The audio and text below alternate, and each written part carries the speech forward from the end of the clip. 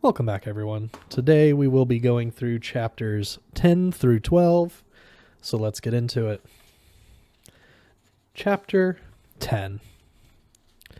The universe, as has been observed before, is an unsettling big place, a fact which, for the sake of a quiet life, most people tend to ignore. Many would happily move to somewhere rather smaller of their own devising, and this is what most beings in fact do. For instance, in one corner of the eastern galactic arm lies the large forest planet Aglarun, the entire intelligent population of which lives permanently in one fairly small and crowded nut tree, in which tree they are born, live, fall in love, carve tiny speculative articles in the bark on the meaning of life, the futility of death, and the importance of birth control. Fight a few extremely minor wars, and eventually die strapped to the underside of some of the less accessible outer branches. In fact, the only Aglarunians who ever leave their tree are those who are hurled out of it for the heinous crime of wondering whether any of the other trees might be capable of supporting life at all, or indeed, whether the other trees are anything other than illusions brought on by eating too many agla nuts. Exotic though this behavior may seem, there is no life form in the galaxy which is not in some way guilty of the same thing, which is why the total perspective vortex is as horrific as it is. For when you are put into the vortex, you are given just one momentary glimpse of the entire unimaginable infinity of creation, and somewhere in it, a tiny little marker, a microscopic dot on a microscopic dot, which says, "You are here."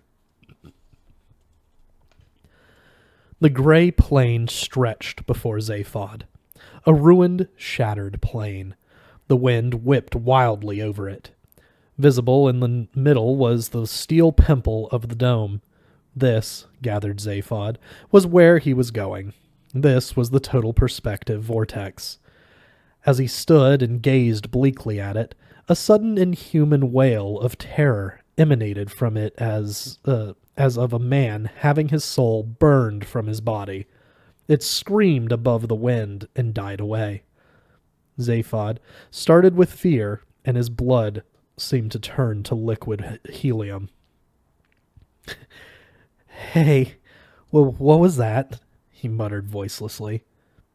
"A recording," said Gargavar, "of the last man who was put in the vortex. It is always played to the next victim. A sort of prelude." "Hey, it really sounds bad," stammered Zaphod. "Couldn't we maybe slope off to a party or something for a while? Think it over?" "For all I know," said Gargavar's ethereal voice, "I'm probably at one. My body, that is. It goes to a lot of parties without me. Says I only get in the way. Hey-ho." "What is all this with your body?" said Zaphod, anxious to delay whatever it was that was going to happen to him. "Well, it's busy, you know," said Gargavar hesitantly. "You mean it's got a mind of its own?" said Zaphod. There was a long and slightly chilly pause before Gargavar spoke again. "I have to say," he replied eventually, "that I find that remark in rather poor taste."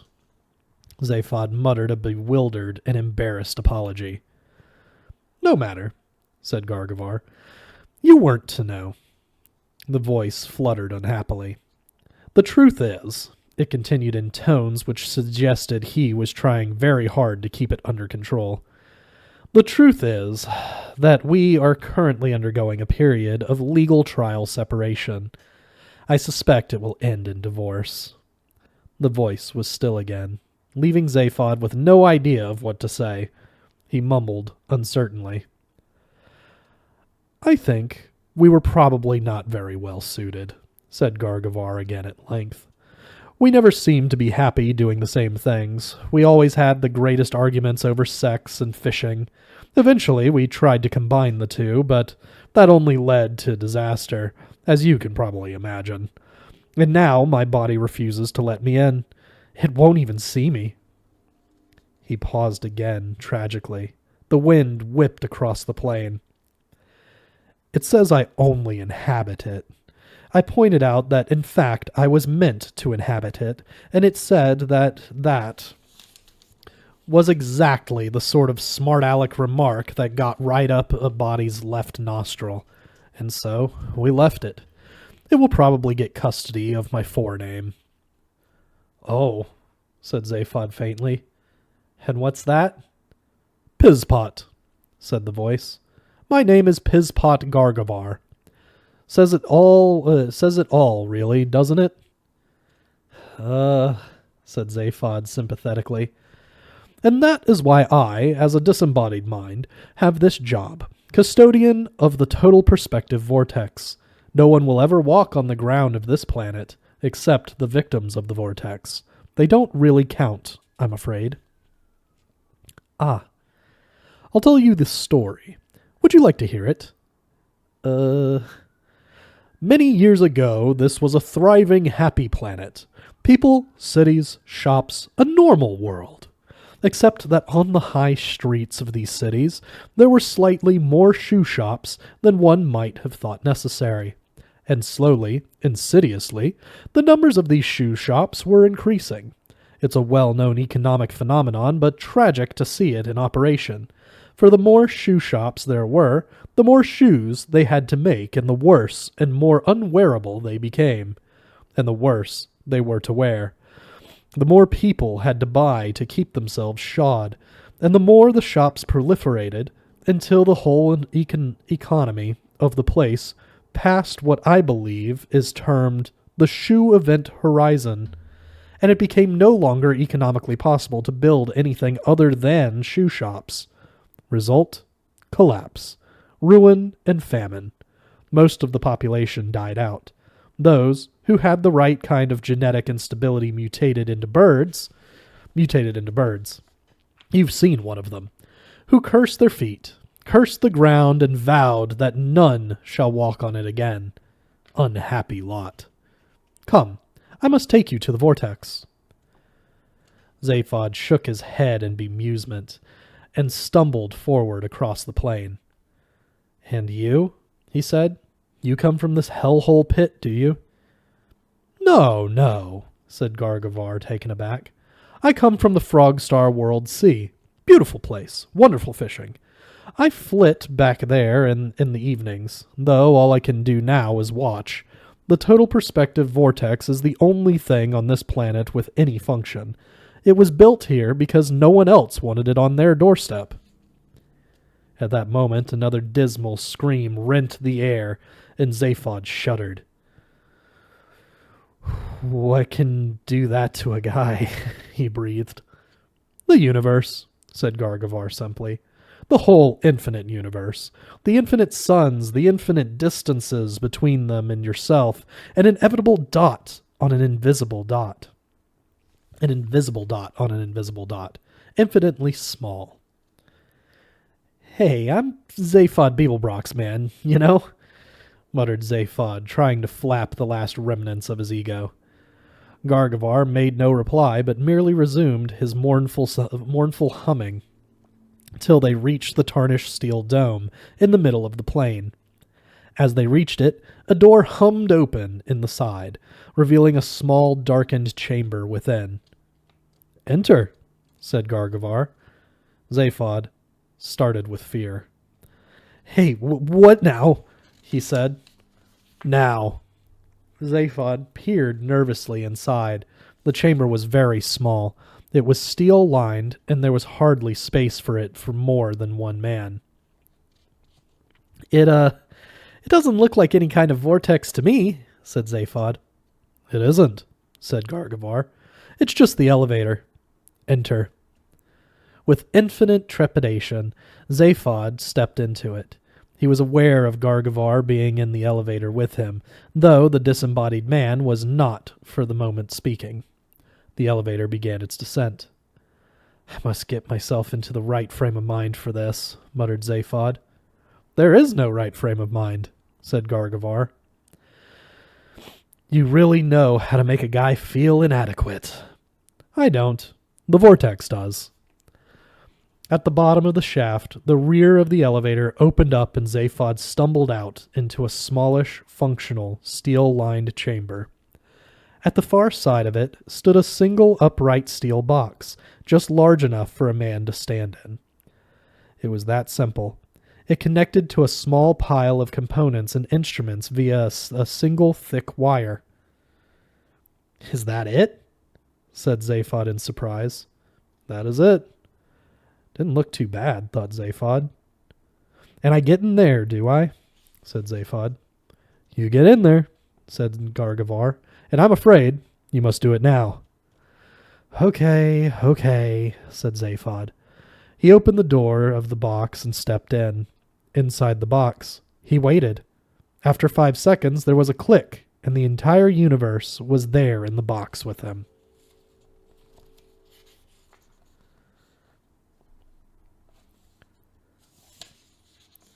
Chapter 11. The total perspective vortex derives its picture of the whole universe on the principle of extrapolated matter analysis. To explain, since every piece of matter in the universe is in some way affected by every other piece of matter in the universe, it is in theory possible to extrapolate the whole of creation, every sun, every planet, their orbits, their composition, and their economic and social history from, say, one small piece of fairy cake. The man who invented the total perspective vortex did so basically in order to annoy his wife. Trin Tragula, for that was his name, was a dreamer, a thinker, a speculative philosopher, or, as his wife would have it, an idiot. And she would nag him incessantly about the utterly inordinate amount of time he spent staring out into space or mulling over the mechanics of safety pins or doing spectrographic analysis of pieces of fairy cake. Have some sense of proportion, she would say, sometimes as often as 38 times in a single day. And so he built the total perspective vortex, just to show her.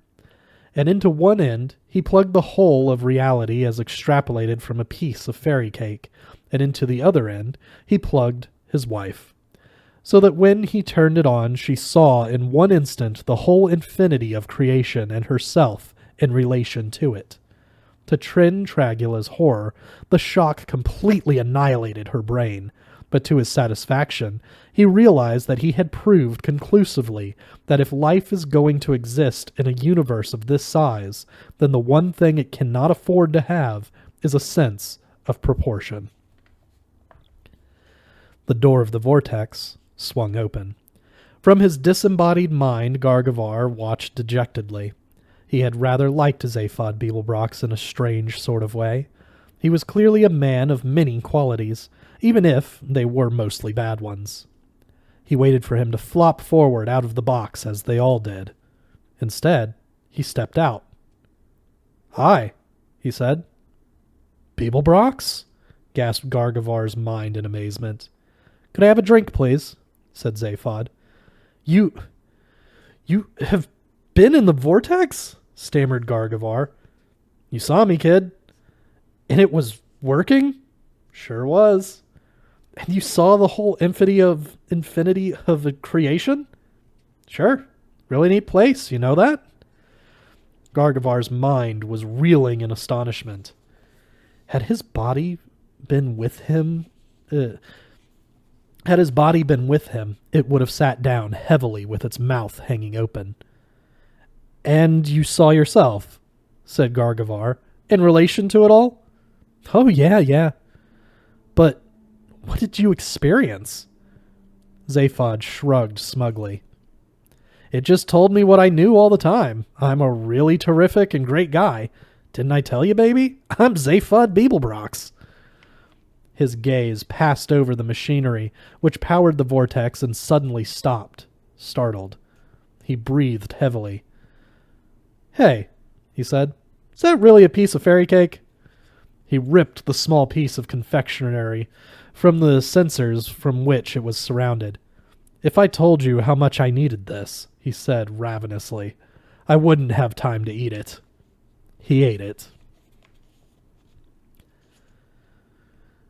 Chapter 12. A short while later, he was running across the plain in the direction of the ruined city. The dank air wheezed heavily in his lungs, and he frequently stumbled with the exhaustion he was still feeling.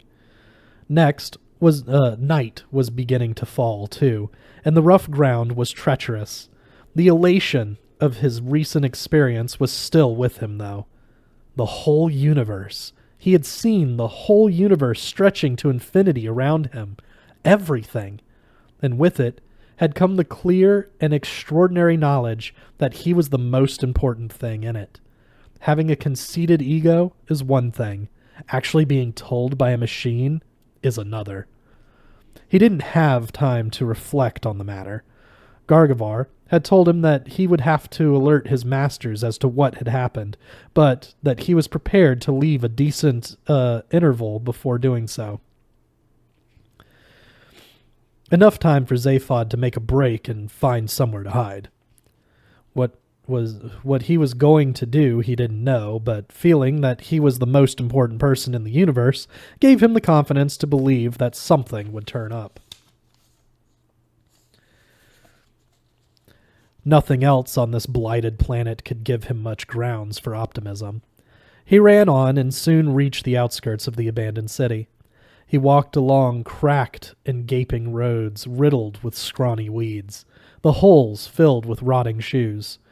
The buildings he passed were so crumbled and decrepit, he thought it unsafe to enter any of them. Where could he hide? He hurried on. After a while, the remains of a wide, sweeping road led off from the one down which he was walking, and at its end lay a vast, low building, surrounded with sundry smaller ones, the whole surrounded by the remains of a perimeter barrier. The large main building still seemed reasonably solid, and Zaphod turned off to see if it might provide with him. Well, with anything.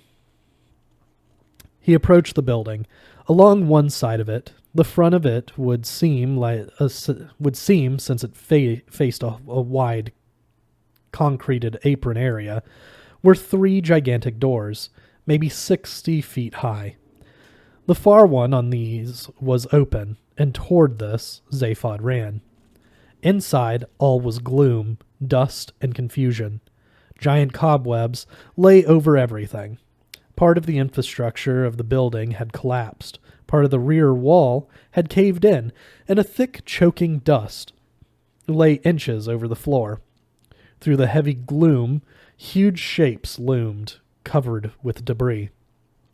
The shapes were sometimes cylindrical, sometimes bulbous, sometimes like eggs, or rather cracked eggs. Most of them were split open or falling apart. Some were mere skeletons. They were all spacecraft, all derelict. Zaphod wandered in frustration among the hulks. There was nothing here that remotely approached the serviceable. Even the mere vibration of his footsteps caused one precarious wreck to collapse further into itself. Toward the rear of the building lay one old ship, slightly larger than the others, and buried beneath even deeper piles of dust and cobwebs. Its outline, however, seemed unbroken. Zaphod approached it with interest, and as he did so, he tripped over an old feed line. He tried to toss the feed line aside, and to his surprise discovered that it was still connected to the ship. To his utter astonishment, he realized that the feed line was also humming slightly. He stared at the ship in disbelief, and then back down at the feed line in his hands. He tore off his jacket and threw it aside. Crawling along on his hands and knees, he followed the feed line to the point where it connected with the ship. The connection was sound, and the slight humming vibration was more distinct.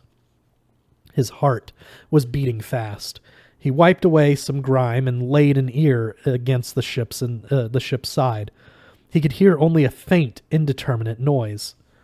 He rummaged feverishly among the debris lying on the floor all about him and found a short length of tubing and a non-biodegradable plastic cup. Out of this, he fashioned a crude stethoscope and placed it against the side of the ship. What he heard made his brains turn somersaults.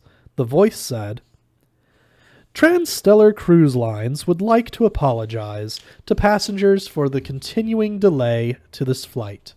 We are currently awaiting the loading of our complement of small lemon-soaked paper napkins for your comfort, refreshment, and hygiene during the journey.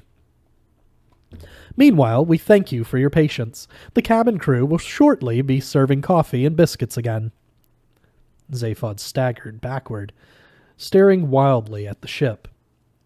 He walked around for a few moments in a daze. In so doing, he suddenly caught sight of a giant departure board still hanging, but by only one support from the ceiling above him. It was covered with grime, but some of the figures were still discernible. Zaphod's eyes searched among the figures, then made some brief calculations. His eyes widened. 900 years, he breathed to himself. That was how late the ship was. 2 minutes later, he was on board. As he stepped out of the airlock, the air that greeted him was cool and fresh. The air conditioning was still working. The lights were still on. He moved out of the small entrance chamber into a short, narrow corridor, then stepped nervously down it. Suddenly a door opened and a figure stepped out in front of him. "Please return to your seat, sir," said the android stewardess, and turning her back on him, she walked on down the corridor in front of him. When his heart had started beating again, he followed her. She opened the door at the end of the corridor and walked through. He followed her through the door. They were now in the passenger compartment, and Zaphod's heart stopped still again for a moment. In every seat sat a passenger, strapped into his or her seat. The passenger's hair was long and unkempt. Their fingernails were long. The men wore beards. All of them were quite clearly alive, but sleeping. Zaphod had the creeping horrors. He walked slowly down the aisle as in a dream. By the time he was halfway down the aisle, the stewardess had reached the other end. She turned and spoke. "Good afternoon, ladies and gentlemen," she said sweetly. "Thank you for bearing with us during this slight delay. We will be taking off as soon as we possibly can. If you would like to wake up now, I will serve you coffee and biscuits." There was a slight hum. At that moment, all the passengers awoke. They awoke screaming and clawing at the straps and life support systems that held them tightly in their seats. They screamed and bawled and hollered till Zaphod thought his ears would shatter. They struggled and writhed as the stewardess patiently moved up the aisle, placing a small cup of coffee and a packet of biscuits in front of each one of them. Then one of them rose from his seat. He turned and looked at Zaphod. Zaphod's skin was crawling all over his body, as if it was trying to get off. He turned and ran from the bedlam. He plunged through the door and back into the corridor. The man pursued him. He raced in a frenzy to the end of the corridor, through the entrance chamber and beyond. He arrived on the flight deck, slammed and bolted the door behind him. He leaned back against the door, breathing hard. Within seconds, a hand started beating on the door. From somewhere on the flight deck, a metallic voice addressed him. "Passengers are not allowed on the flight deck. Please return to your seat and wait for the ship to take off. Coffee and biscuits are being served. This is your autopilot speaking. Please return to your seat." Zaphod said nothing. He breathed hard. Behind him, the hand continued to knock on the door. "Please return to your seat," repeated the autopilot. "Passengers are not allowed on the flight deck." "I'm not a passenger," panted Zaphod. "Please return to your seat." "I am not a passenger," shouted Zaphod again. "Please return to your seat." "I am not a... Hello? Can you hear me?" "Please return to your seat." "You're the autopilot?" said Zaphod. "Yes, said the voice from the flight control. You're in charge of this ship? Yes, said the voice again. There has been a delay. Passengers are to be kept temporarily in suspended animation for their comfort and convenience. Coffee and biscuits are served every year, after which passengers are returned to suspended animation for their continued comfort and convenience. Departure will take place when the flight stores are complete. We apologize for the delay. Zaphod moved away from the door, on which the pounding now ceased. He approached the flight console. Delay? He cried. Have you seen the world outside this ship? It's a wasteland, a desert. Civilization's been and gone, man. There are no lemon-soaked paper napkins on the way from anywhere. The statistical likelihood, continued the autopilot primly, is that other civilizations will rise. There will one day be lemon-soaked paper napkins. Till then, there will be a short delay. Please return to your seat. But at that moment, the door opened. Zaphod spun around to see the man who had pursued him standing there. He carried a large briefcase. He was smartly dressed, and his hair was short. He had no beard and no long fingernails. Zaphod Beeblebrox, he said. My name is Zarnawop. I believe you wanted to see me. Zaphod Beeblebrox withered. His mouths said foolish things. He dropped into a chair. Oh man, where did you spring from? He said. I have been waiting for you here, he said in a businesslike tone. He put the briefcase down and sat in another chair. I am glad you followed instructions, he said. I was a bit nervous that you might have left my office by the door rather than the window. Then you would have been in trouble. Zaphod shook his head at him and burbled. When you entered the door of my office, you entered my electronically synthesized universe, he explained. If you had left by the door, you would have been back in the real one. The artificial one works from here. He patted his briefcase smugly. Zaphod glared at him with resentment and loathing. What's the difference? He muttered. Nothing, said Zarnawop. They are identical. Oh, except that I think the Frogstar fighters are gray in the real universe. What's going on? Spat Zaphod. Simple, said Zarnawop. His self-assurance and smugness made Zaphod seethe. Very simple, repeated Zarnawop. I discovered the coordinates at which this man could be found. The man who rules the universe, and discovered that his world was protected by an unprobability field. To protect my secret and myself, I retreated to the safety of this totally artificial universe and hid myself away in a forgotten cruise liner. I was secure. Meanwhile, you and I, said Zaphod angrily. You mean I knew you? Yes, said Zarnawop. We knew each other well. I had no taste, said Zaphod, and resumed a sullen silence. Meanwhile, you and I arranged that you would steal the improbability drive ship, the only one which could reach the ruler's world, and bring it to me here. This you have now done, I trust, and I congratulate you. He smiled a tight little smile which Zaphod wanted to hit with a brick. Oh, and in case you were wondering, added Zarnawop, this universe was created specifically for you to come to. You are therefore the most important person in this universe. You would never, he said, with an even more brickable smile, have survived the total perspective vortex in the real one. Shall we go?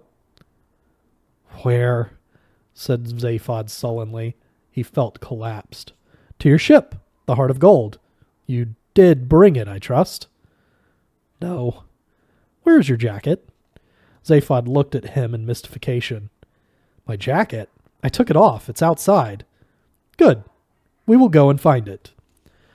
Zarnawop stood up and gestured to Zaphod to follow him. Out in the entrance chamber again, they could hear the screams of the passengers being fed coffee and biscuits.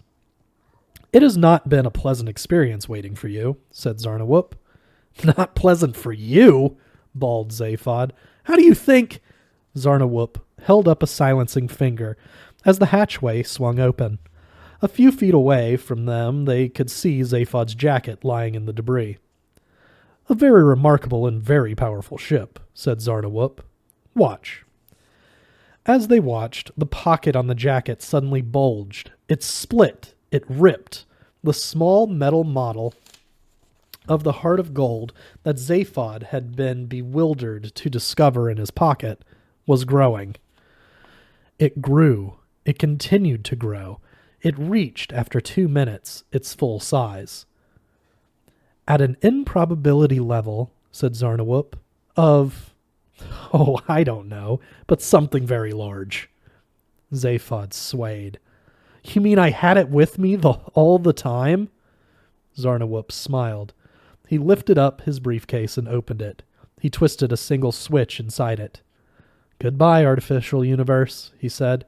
"Hello, real one." The scene before them shimmered briefly and reappeared exactly as before. "You see?" said Zarnawhoop. "Exactly the same." "You mean," repeated Zaphod tautly, "that I had it with me all the time?" "Oh, yes," said Zarnawhoop. "Of course. That was the whole point." "That's it," said Zaphod. "You can count me out. From here on in, you can count me out. I've had all I want of this. You play your own games." "I'm afraid you cannot leave," said Zarnawhoop. "You are entwined in the improbability field. You cannot escape." He smiled the smile that Zaphod had wanted to hit, and this time, Zaphod hit it. That's it for this week. Next week, we will be reading chapters 13 through 16. See you guys there.